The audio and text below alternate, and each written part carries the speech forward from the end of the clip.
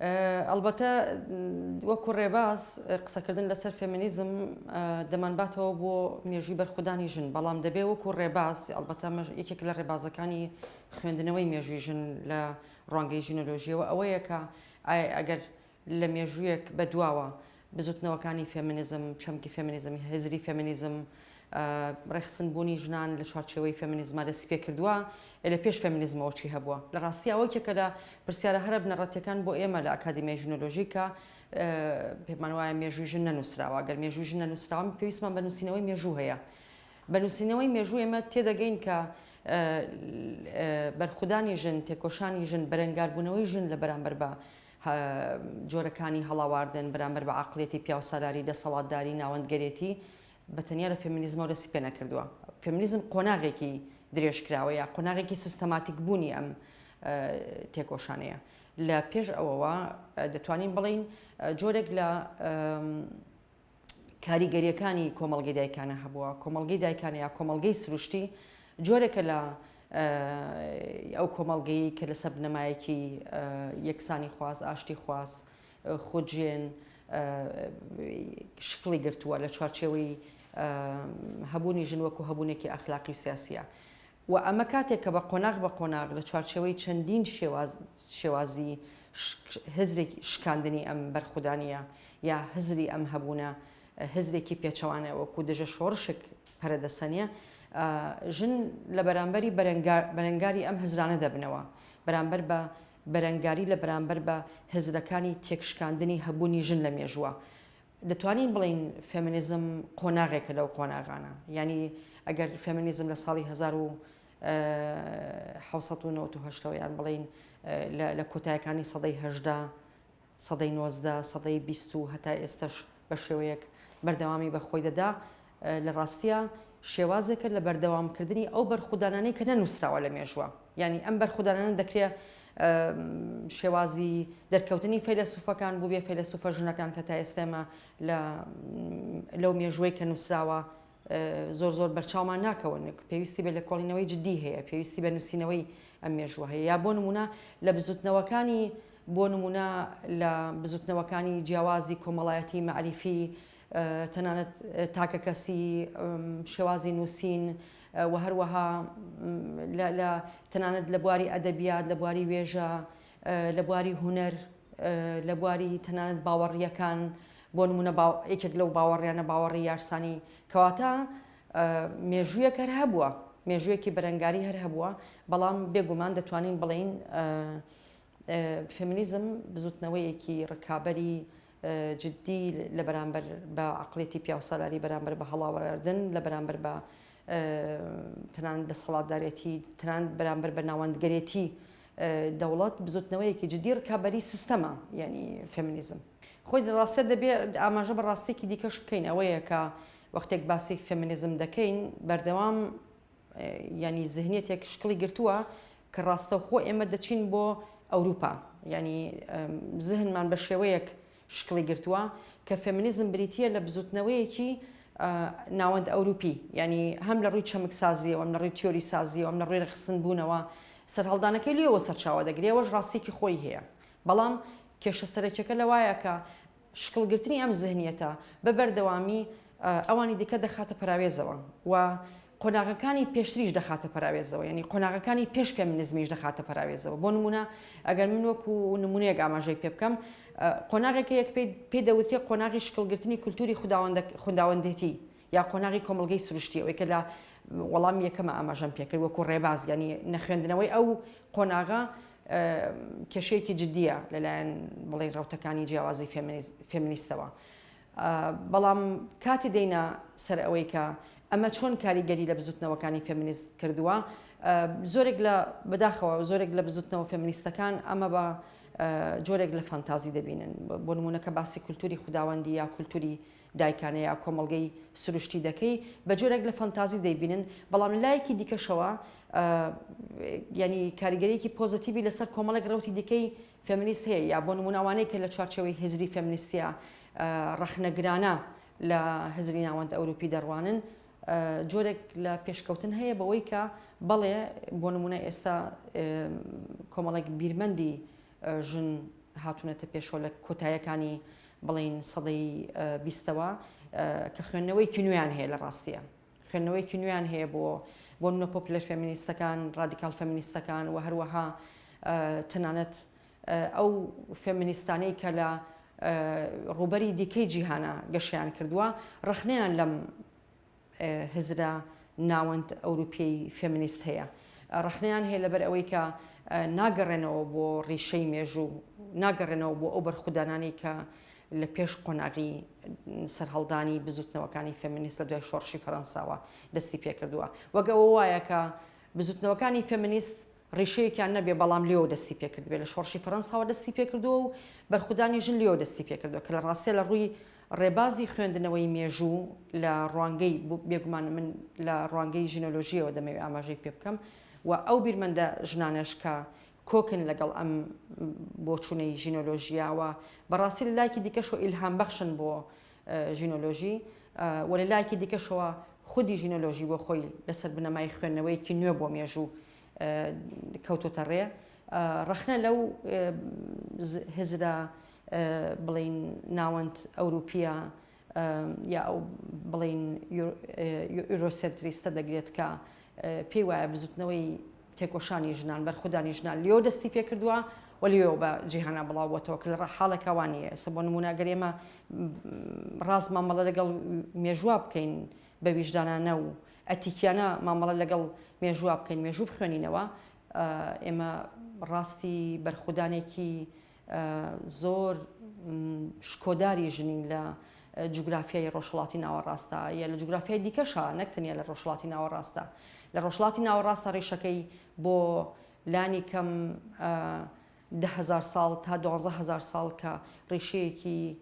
مێژووی زۆر زۆر هەمەلایەنەیە کە لە بواری ئابوووریە کە لە بواری بەشداری ژن کە لە بواری ئەو شێوەیە کە عەقڵی ژن هەستی ژن ڕۆحی ژن تەنانەت هەبوونی ژن بە کۆمەڵگەبوونی داوە ئەمە خۆی لە خۆیان شێوازێکە لە ژیان کە لە ڕاستیە واتایەکی قوڵی مێژووی هەیە کە لە ڕاستیە بزوتنەوەکانی فێمینیست بەداخەوە ئەمەیان لە بەرچاو نەگرتووە لە خوێندنەوەی خۆیانە بۆ بەرخودانەکانی ژنان یەکێک لە سەرچاوەکانی کە ژینۆلۆژی پشتی پێدەبەستێ بۆ پەرسەندنی زانستی ژینۆلۆژی یەکێک لە سەرچاوەکان بزوتنەوە هەمەلایەنەکانی فێمینیزمە ئێمە لە بیرمان نەچێکە لە ماوەی 250 ساڵی ڕابردوودا ژن قوربانێکی زۆر زۆری داوە ژن تێکۆشانێکی هەمەلایەنەی کردووە بۆ بەرەنگاربوونەوەی ئەو هەڵەواردنەی کە لە بواری جیاوازی ژیانە لە بواری ئابووریە لە بواری سیاسیە لە بواری کۆمەڵایەتیە لە بواری یاساییە تەنانەت لە بواری ڕۆحیە لە بواری دەرونیە ژنان ئەو هەڵەواردانەی ڕوبەڕووی بوونەتەوە بزوتنەوەکانی فێمینیزم زۆر زۆر تێکۆشانێکی هەمەلایەنەیان کردووە ئەو تێڕوانینە پێم وابێ کەم ئەهێنێت کە ژینۆلۆژی خۆی بەدوو دەگرێت بە پێچەوانەوە ینی ئەگەر سەرچاوەکانی یا بڵین مەرجەعەکانی گەشە سەندنی ژینۆلۆژی ڕیز بکەین یەکێک لە سەرچاوەکان بزوتنەوەکانی فێمینیستە بەڵام ئەمە مانای ئەوە نییە کە لە ڕاستیە ژینۆلۆژی ڕەخنەی لە فێمینیزم نەبێت دوو شە هەیە کە لەوانەیە بەهەڵا وەربگیرێ لە ڕاستیە ژینۆلۆژی فێمینیزم تێپەڕێنێ یا ژینۆلۆژی فێمینیزم لە خۆ بگرێ واتە لە ناو خۆیان بیتوێنێتەوە ئەمە تێڕوانینێکی هەڵەیە لە خۆگرتن و تێپەڕاندن دوو چەمکی هەڵەیە کە لە ڕوانگەی ژینۆلۆژیەوە کە ژینۆلۆژی پێناسە دەکرێت لە تێڕوانینی بۆ فێمینیزم بە پێچەوانەوە ئێمە لە گفتوگۆکانمانە لە هەموو ڕوبەری جیاوازی ئەکادیمیەکانی ژینۆلۆژیاوە لە هەموو کامپەکانی ژینۆلۆژیا لەگەڵ بزوتنەوە فێمینیستەکانە جەخت لەسەر دوو خاڵ دەکەینەوە یەکتری تەواوکردن و هاوبەشیکردن یەکتری تەواوکردن و هاوبەشیکردن دەتوانێت ڕەخنەش لە خۆ بگرێ ڕەخنەدانیش لە خۆ بگرێ یعنی ئەمە چۆن بتوانین ئەزمموی جیاوازی ژنان بگەێنینە یەکتری و بتوانێت تێکۆشانی ژنان بەهێز بکە لە بەرامبەر بە عەقڵیەتی پیاوسالاری عەقڵیەتی ناوەندگەرێتی عەقڵیەتی دەسەڵاتداری عەقڵەتی دەوڵەتگەرایی ئەمە زۆر زۆر گرنگە واتە ڕەتکردنەوە نییە، تێپەڕاندن نییە و ناژڵین پەراوێزکردن بە پێچەوانەوە یەکتری تەواوکردن لە هەمان کادا هاوبەشیکردن ئەمە زۆر گرنگە. دەزانی خۆی لە ڕاستیا هەر بۆ خۆشی وشەی فێمینیست یا فێمینیزم داهێنەری ئەو شوێ هەر کەس دەزانێت چارلز فۆیە فەیلسوفە فەڕەنسی کاتێک کە مۆرکی فێمینیستی لە ژنەکان دەدا لە ڕاستیاش وەکو شێوەیەک لە جیاکردنەوەی ئەو ژنانەی کە تێکۆشانەکەن لەو ژنانەشی کە بێدەنگن و ئەوەی کە لە هزری سیستەمەوە بێدەنگن سەلارن ئەوە نیە کێشە دروست ناکەن ئاڵۆزی دروست ناکەن و جیاکردنەوەی ئەو ژنانەی کە ژنانن فێمینەنن یا بڵین فێمینیستن ئەمانەی کە دەنگ هەڵەبڕن داوای مافەکەن لە ڕاستی عەقڵیەتی پیا و سەلاری بە بەردەوامی ئەم کۆمەلگا پۆلێنەکە کۆمەلگا پارچە دەکا بەڵام فێمینیستەکان بە هەڵگرانەوەی ئەم وشەیە بۆ سەرپێخستنی بزوتنەوە فێمینیستەکان توانم بڵێم بەرەنگاربوونەوەیکی گرنگە بەرامبەر بەم عەقڵیەتە بەرامبەر بەم ذهنیەتەی کە تەنانەت فەیلسوفەکانی جوستویانە بە شێوەیەکی هەڵگەڕاوە ئاوەژوو کراوە و شێوێنرا و ئەم وشەیە پێناسە بکەن و واتە مۆرگ لە ژن بدەن کە ئەم ژنانە فێمینیستن ئەمانە پێویستە کۆمەلگا نزیکیان نەبێتەوە کۆمەلگا ئەویان نەکە لەگەڵیان سەرپێ نەکەوێ کە لە ڕاستی ئەمە تێگەیشتێکی زۆر هەڵەیە لە ڕاستیە ئەوەی کە ژنانێک فێمینیستن لەگەڵ ژنانی دیکە جیا بکرێنەوە خودی پارچەکردنی کۆمەلگەیە ئەمە لەلایەک لەلایەکی دیکەشەوە بەردەوام سیستەم و عەقڵیەتی پیاوسەلاری هەوڵی داوە کە ئەو ژنانەی بۆ وەلاوەنانی هەڵاواردنی ڕەگەزی یا جیاکردنەوەی ژن و پیا و لە یەکتری پیا و هەمیشە بە سنتەری هێز تەماشاکردن ناوەندی هێز تەماشاکردن و ژنیش هەمیشە لە پەراوێز تەماشاکردن پیا و بە شێوەیەک لە شێوەکان وەکو سوبژە سیرکردن ناوەندی هەموو شتێکە بەڵام ژن هەمیشە وەکو ئۆبژەیەک و پەراوێزکردن سیر بکرێ ئەمە لە ڕاستیا بزوتنەوە فێمینیستەکان بەرامبەر بەمە بەردەوامی تێکۆشانیان کردووە بەڵام ئەمە نایەتە مانای ئەوەی کە ئەمە بۆتە هۆکاری ئەوەی کە بە بەردەوامی بزوتنەوە فێمینیستەکان و وەکو بزوتنەوەیەکی دژە پیاو پێناسە بکرێن و وێنا بکرێن کامە لە ڕاستیە تێگەیشتێکی زۆر هەڵەیە ئەمە ئەتوانین بڵین لە شێوازی تێکۆشانی بەشێک لە بزوتنەوە فێمینیستەکانیش خۆی لە خۆیان ڕاستێکی خۆی هەیە لەبەر ئەوەی کە بە بەردەوامی تۆ ئەگەر لە تێکۆشانی خۆتە کۆمەلگا تەنیا بەوەی کە بەشێکی پێویستی بە سەرپێخستنی تێگەیشتنی ئازادی هەیە واتە کۆیلەیە بەشێکی دیکەش وەکو ئازاد ببینیت بە بەردەوامی بەرەنگاری ببیتەوە خۆی لە خۆیان ئەمە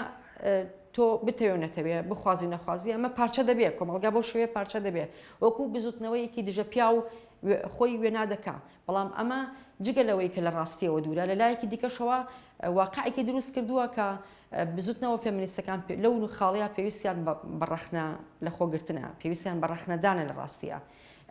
ئەوە وای کردووە کە ئێمە لە زۆربەی زۆری ڕووبەرەکان کە گفتوگۆمان لە سەر ڕێبازەکانی ژینۆلۆژی کردووە بۆ سەرپێخستنی بزوتنەوە کۆمەڵایەتەکان یا بۆ پێناسەکردنەوەی ئازادی و کۆیلایەتی بە گرنگمان بینیوە کە ڕاوەستە لەسەر پیاو بکرێ ینی کێشە ئەساسیەکە کێشەیەکی کۆمەڵایەتیە کێشەیەکی زهنیە کێشەیەکی بەتەنیا ڕەگەزی نییە ینی ئەمە کێشەکە بەتەنیا پەیوەندەکانی نێوان ژن و پیاو نییە کێشەکە لەو جۆرە پەیوەندیایە کە لە نێوان ژن و پیاوە دروست بووە کێشە لە ژنبوون و پیاوبوونا نییە لە ڕاستی کێشەکە لەو جۆرە پەیوەندیایە کە ژن و پیاوی بەیەکەوە بەستووە کێشەکە کاتێکە لە کێشەیەکی کۆمەڵایەتیەوە یا بڵین لە پەیوەندیەکی کۆمەڵایەتیەوە دەگۆڕێ بۆ پەیوەندی هێز ئەو کاتە کێشە دروستە بێ کێشەکە لە ڕاستە پەیوەندی نێوان ژن و پیا و پەیوەندێکی کۆمەڵایەتیە و پەیوەندێکی ئەتیکیە پەیوەندێکی سیاسیە پەیوەندێکی فەلسەفیە پەیوەندێکی یەکتری بەهێزکردنە بەڵام کاتی ئەم پەیوەندیە دەگۆڕێ بۆ پەیوەندێکی هێز واتە یەکێک دەبێتە ناوەند ئەوی دیکە دەبێتە پەراوێز یەکێک دەبێتە بەڕێوەبەر ئەوی دیکە دەبێتە بەڕێوەبراو یەکێک دەبێتە چاودێر ئەوی دیکە دەبێتە چاودێرکراو ئەو کاتە کێشەکە دەرەکەوێت ئەو کاتە پارچەبوونەکە لێو کۆمەلگا دەرەکەوێت ئەو کاتە یەکێک بەهێز دەبێت ئەوی دیکە بەهێز دەبێت یەکێک کۆیلە دەبێت ئەوی دیکە خۆی بە ئازاد دەزانێت ئەمە کێشە ئەساسیەکەیە لە ڕاستیە دەبێت لە شێوازی ئەو ڕاوەستە لەسەر شێوازی ئەو پەیوەندیانە بکرێت ئەمە لەلایەکی دیکەشەوە کاتێک کە ئێمە ڕەخنە لە بزوتنەوەکانی فێمینیست دەکەین نەک لەبەر ئەوەی کە ئەوان لە لێکۆڵینەوەکانی خۆیانە لە گەشەسەندنی ئەپستمۆلۆژی فێمینیستە ڕاوەستیان لەسەر گۆڕانکاری لە پیاوە نەکردووە. بەڵام ئەمە کێشە سەرەکیەکە ئەوەیە ئەمە لە چوارچێوەی ئەلیتێکایە دابڕاوە لە کۆمەلگا و لە چوارچێوەی تیۆریایە، یعنی بۆ نمونە زۆربەی زۆری تیۆریسیانە فێمینیستەکان زۆربەی زۆری ئەو تێزانەی کە لە زانکۆکانە کاری لەسەر دەکرێت بۆ ئەو تێزانەی کە لە ئەکادیمیەکانە یا لە ڕوبەری جیاوازی بزوتنەوە فێمینیستەکانە کاری لەسەر دەکرێت تیۆریە دەخێتە سەر ڕەفا یا دوورە لە کۆمەلگاوە تێکەڵاوی کۆمەلگا نابێ، بەڵام لە ڕاستیە ژنۆلۆژی لەسەر ئەو بنەمایە کار ناکە. ژنۆلۆژی پێی وایەکە ئەو زانست ئەو لێکۆڵینەوە ئەتیمۆلۆژیانەیە یا بڵین کۆکی یا بڵین ڕیشەی وشەکان کە لە نێو کۆمەڵگەی دایکانەیە هەیە لێکۆڵینەوەکردن لەوانە بۆ خۆی زانینە زانینەکە بەرهەمی ئەو زانینە لە ڕاستیە لەسەر دەستی کۆمەڵگەی دایکانە لەسەر دەستی ژن پەرەیسەندووە لە چوارچێوەی کولتوری خوداوەندیە پەرەیسەندووە. بەڵام عەقڵیەتی زانستگەرێتی کە بەشێک لە بزوتنەوە فێمینیستەکانیش لەژێر کاریگەری ئەوەیان پیان وایەکە ئەو زانستە هێزە لە تێڕوانینی مارکسیستیانەی کە زانست هێزە وەختێک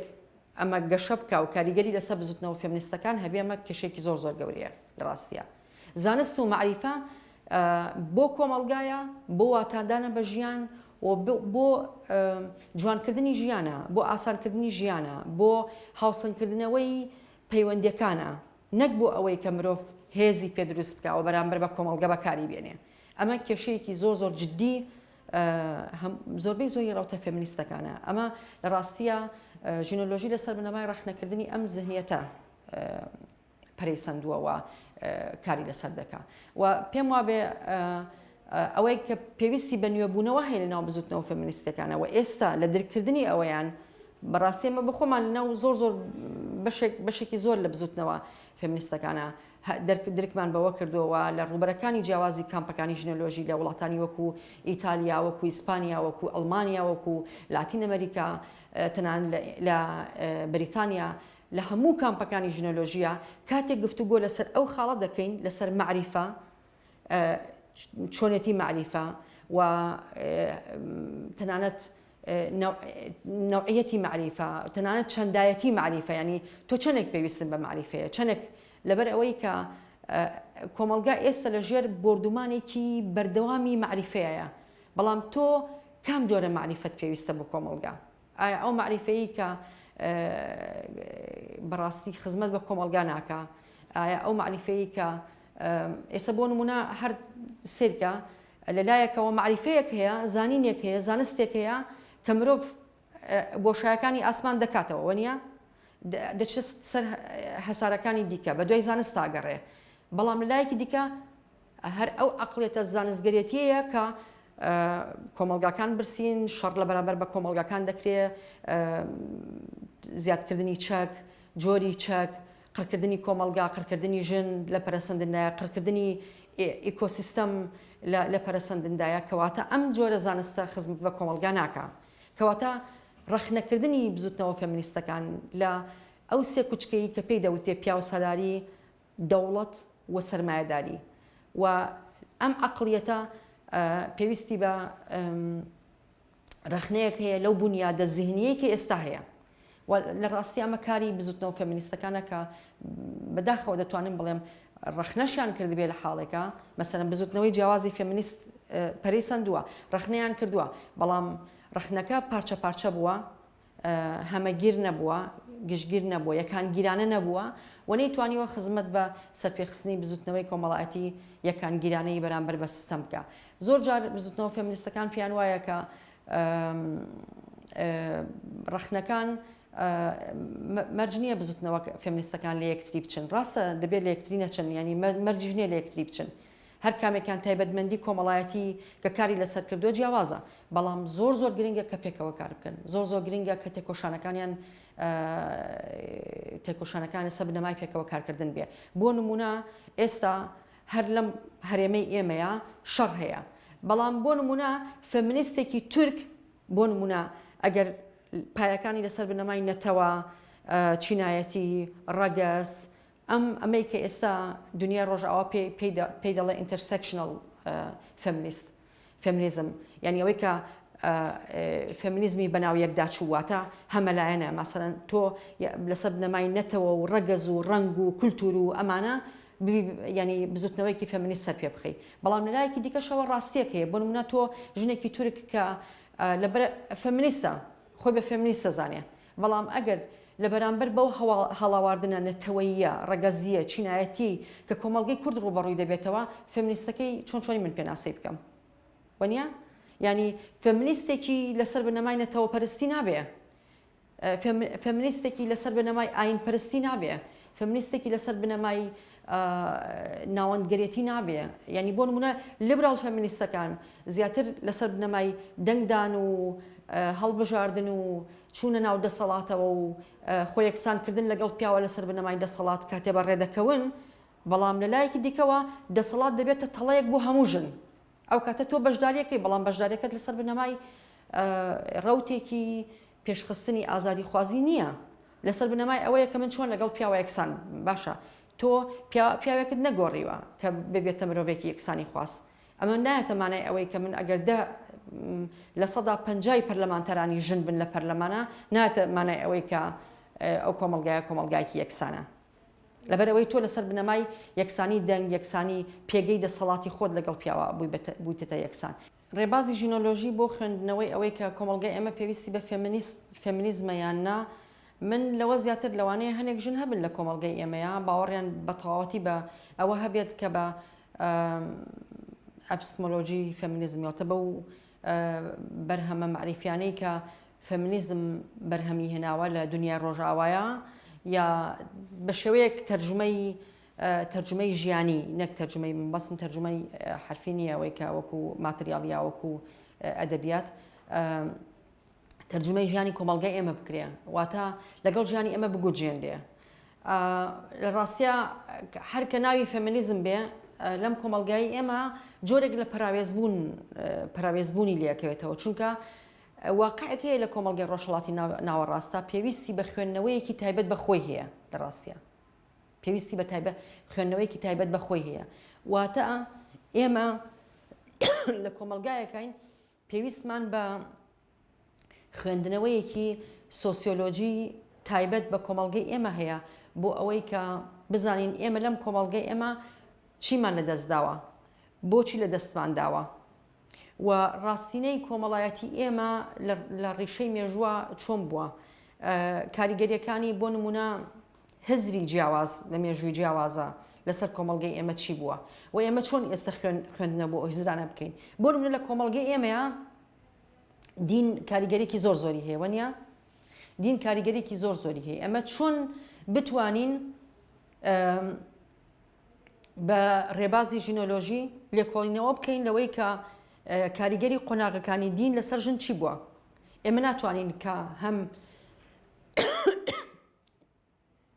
ئێمە ناتوانین بە شێوەیەک مامەڵە بکەین کە دین ڕەت بکەینەوە لە بنەوە یان دین وەکو خۆی قبول بکەین. دەبێت بزانین دین بۆ خۆشی لەژێر کاریگەری چیە گەشەی کردووە. دین ئەگەر جۆرێکە لە بەرهەڵستکاری لە بەرامبەر بە سیستەم گەشەی کردووە، لە قۆناغەکانی گەشەکردنی ئەو دینانەیە چۆن مامەڵی لەگەڵ ژنا کردووە. ئێمە پێویستمان بە لە ڕاستیە پێویستمان بە خوێنەوەیکی سۆسیۆلۆژیە، خوێنەوەیەکی کۆمەڵناسیانە هەیە بۆ دین، یا حتا پێویستمان بە خوێندنەوەیەکی کۆمەڵناسیانە تەنانەت بۆ هزری میتۆلۆژی هەیە، بۆ ئەفسانەگەری هەیە، چون لەبەرەوەی هەموو هزرە دەسەڵاتداریەکان لەژێر کاریگەری ئەفسانەکانە پەرەیسەندووە بە دینیشەوە، کەواتە ئێمە پێویستمان بە خوێندنەوەی ئەوە هەیە. کۆمەڵگای ئێمە هەموو تاکەکانی، ینی ئەوەی کە ئێوە پێڵن کەسی سادە، هەمووی لەژێر کاریگەری ئەو هزرانەیە ئەیە. کەواتە تۆ بۆ نمونە کە دەچیتە ناو ئەو کۆمەڵگایەوە، تۆ ڕوبەڕووی کاریگەریەکی دوولایەنە دەبیتەوە. هەم کاریگەری کۆمەڵگەی دایکانە هەیە، واتە معریفەیەکی سروشتی هەیە لە نێو کۆمەڵگایە، زانینێکی سروشتی هەیە لە نێو کۆمەڵگایە، کە بەشێک لە فێمینیستەکان دەڵێن فڵان ژن بە تەمەنەکانی کۆمەڵگەی ئێمە فێمینیستن، فێمینیستێکی سروشتین، یا بەڵام لە ڕاستیەوە فێمینیستی سروشتی نییەوە ئەوە کاریگەریەکانی کۆمەڵگەی دایکانەیە. ئێمە ئەمە چۆن دەتوانین ئەمە گەورە بکەین، چۆن دەتوانین ئەو ژنە بەخۆی بناسیێنین. بزوتنەوەکانی فێمینیست لە بۆ نمونە لە لاتین ئەمریکا چۆن سەرکەوتون پێویستیە سەرەکیەکانی کۆمەڵگا بە ئەرکی خۆیان دەزانن کە زەقی بکەنەوە. بۆ نمونە ژنێکی فێمینیست جیاوازی نابینێت لەوەی کە بۆ نمونە تێکۆشانی لە پێناوی تۆوی بڵین کشتتوکاڵی جیاوازی ناکات لەگەڵ ئەوەی کە ئەوە بکاتە بەشێک لە تێکۆشانەکەی خۆی لەگەڵ تێکۆشانی لە پێناوی ئاوە، تێکۆشانی لە بەرامبەر بەو کۆمپانیا زەبەلاحانەی کە دێن ئیوکالیپتۆ لە وڵاتەکەی ئەوانە دەچێنن و ئاو وشکەکەن لە بن زەویە. و لە هەمان کاتە جیای ناکەنەوە لەو تێکۆشانی خۆیان کە لە پێناوی پاراستنی گوندەکانی خۆیان ئایکەن کە ئێستا دارستانەکان ڕوود دەکرێتەوە بۆ گەشەی سەرمایەداری یا بڵین بۆ دروستکردنی کۆمپانیا زەبەلاحە چاوچنۆکەکانی دنیا. ئەمە واتە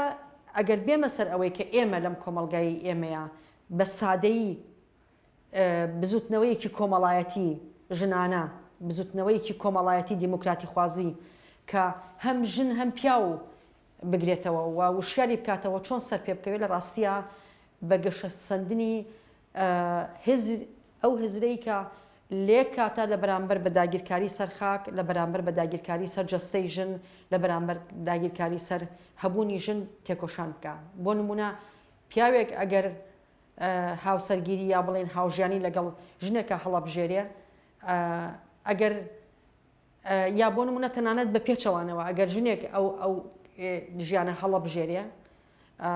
بە تاوی تێگەیشتنی خۆیەوە دەبێت بزانێ ئەم ژیانە هەروە ئاسان نییە. ینی بەشێک لە فێمینیستەکان بە تایبەتی لیبرال فێمینیستەکان کاتێ باز لە یەکسانی یاسایی دەکەن یا لە ڕێگەی یاساوە باسی یەکسانی دەکەن، هاوسەرگیری لە چوارچێوەی ئەوە یاسایانە جۆرێکە لە وەهمی ئازادی. مەسەرەن ئەو وەهمی ئازادیە بۆ دەرچوون لە قاڵبی بۆ نمونە ژنێکی کە دەچێت زەواجەکە دەڵێت لە قاڵبی ماڵی باوکم ڕزگارمە بێ دەچمە زەواجەکەم بۆ جۆرێک لە ئازادی دەبینێ کە ڕوبەڕووی چی دەبێتەوە. کاتێ پەنا بۆ یاسا دەبا بۆ ئەوەی ئەم ژیانی پێ باشتر بکە، بۆ نمونە یا پەنا بۆ مەحکەمە دەبا، دەبینێ لە ڕاستیە یاساکانیش جۆرێک لە گیرۆدەی یا تێوەگلانیان لەو قڕکردنەی کە لە ژن ڕوبەڕووی دەبێتەوە، ژن ناتوانێت بپارێزێ. کەواتە یاسا بەشداری ژن لە ناو ئابووریە، بەشداری ژن لە ناو ڕوبەری گشتیە، ئەگەر پشتڕاست نەبێت بە دیموکراتیزەکردنی بواری هزریەوە زەحمەتە بتوانێت ئازادی و یەکسانی بۆ ژن بێنێ. ئەمە ئەو تەڵانەیە کە بەڕاستی زۆربەی زۆری بزوتنەوە فێمینیستەکان دووچاری بوون و نەیانتوانی خۆیانی لە ڕزگار بکەن، ینی نەیانتوانی گشتگیرانە مامەڵ لەگەڵ ئەم بڵین ئەم داگیرکاریە زەبەلاحە بکەن کە ژن ڕوبەڕووی دەبێتەوە. واتە پێکەوە کارکردنی سیستەمی سەرمایەداری لەگەڵ دەوڵەتە لەگەڵ پیاوسەلاریە. ئەم سێ کوچکە ئەگەر لە بەرچاو نەگیرێت لە ڕزگاریە زەحمەتە بتوانێت ینی لە ژنێکی سادەی نێو کۆمەلگاوە کە خاوەن وشیارەیەکی باڵا نەبێ، لە ژنێکی کە هەموو تیۆری و ئەپسمۆلۆژی و کتێبەکانی فێمینیستی دنیای خوێند بێتەوە باوەڕ ناکەم بتوانێت درک بەم داگیرکاریە قوڵە هەمەلایەنەیە بکات کە لەسەر ژن هەیە. ئەگەر لە حاڵەتێکە درک بەو داگیرکاریە ڕیشەیە مێژوویە نەکرێت کە 5,000 ساڵی ڕابردوو ژن ڕوبەڕووی بۆتەوە. بۆ ئەوەش ژنێکی سادە بێت نێو کۆمەلگایە، ژنێکی ئاکادمیسیان بێ دەبێت لە خودناسیەوە ینی خۆی بناسیەوە، خۆشی تەنیا بەرهەمی ئێستا نەبینێ. واتە هەبوونی ئێمە بەرهەمی تەنیا ئێستا نیە، بەرهەمی مێژوویەکی درێژکراوەیە کە هەم ئێستا هەیە، هەم ینی هەم ڕووداوێکی ڕۆژانەیە ئەم داگیرکاریە، بەڵام هەم بەرهەمێکی مێژووی هەیە پێویستی بە وشیارەیەکی قوڵی مێژووی هەیە بۆ ئێمە خۆمان بناسین.